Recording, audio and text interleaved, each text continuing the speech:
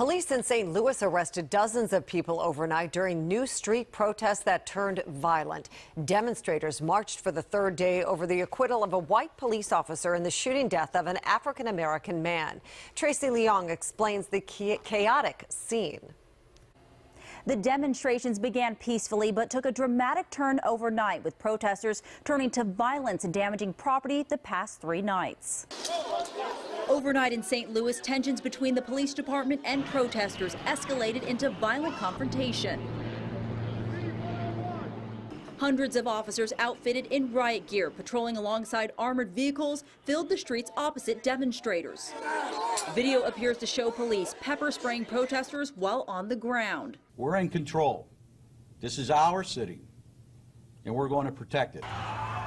Police say some demonstrators vandalized local businesses and attempted to injure responding officers.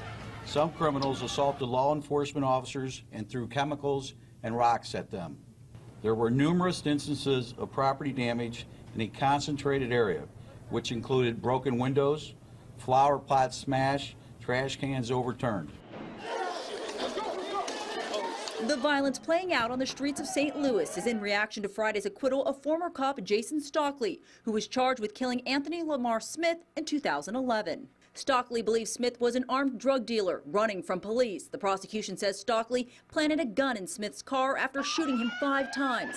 A judge ruled the state's evidence did not prove Stockley did not act in self-defense. It was an imminent threat to my life. I had to.